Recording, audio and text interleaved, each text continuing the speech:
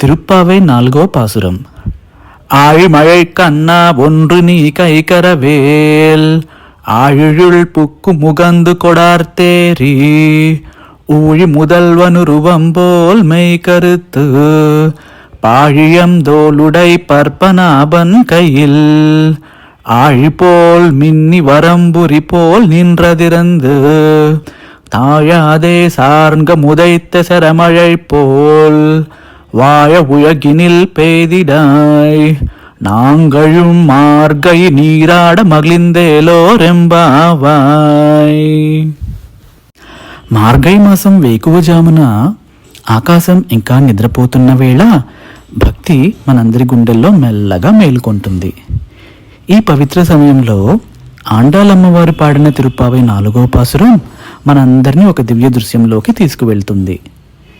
ఆழிమழை కన్నా అంటే సముద్రాన్ని కదిలించి నీటిని మేఘంలా మార్చే శక్తి కలవాడా, నువ్వు సముద్రంలోకి దిగి నీటిని పీల్చుకొని ప్రళయకాల మేఘంలా నల్లగా ఘనంగా మారాలి.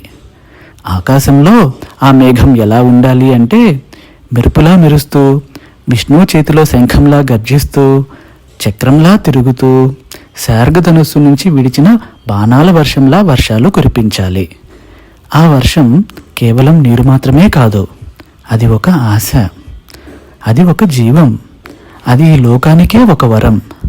పొలాలు పచ్చగా మారాలి, పంటలు సమృద్ధిగా పండాలి, ప్రజల ఇళ్లలో ఆనందం వెల్లువిరియాలి. అలా వర్షాలు కురిస్తే మేము మార్గై మాసం పవిత్ర స్నానాలు చేస్తాం, నీ వ్రతాన్ని భక్తితో ఆచరిస్తాం. ఇది వర్షం కోసం చేసే సాధారణ ప్రార్థన కాదు, ఇది ప్రపంచం కోసం చేసిన అమ్మవారి తపస్సు. భగవంతుని కృప ఉంటే ప్రకృతి ప్రసన్నమవుతుంది, ప్రకృతి ప్రసన్నమైతే మన జీవితం సార్థకం అవుతుంది. ఇదే తిరుప్పావై మనకిచ్చే సందేశం. ఈ మార్గై మాసంలో ఈ పాసురాన్ని మనసారా స్మరిస్తూ మన హృదయాలను భక్తితో నింపుకుందాం. ఆండాల్ తిరువైగలే శరణం.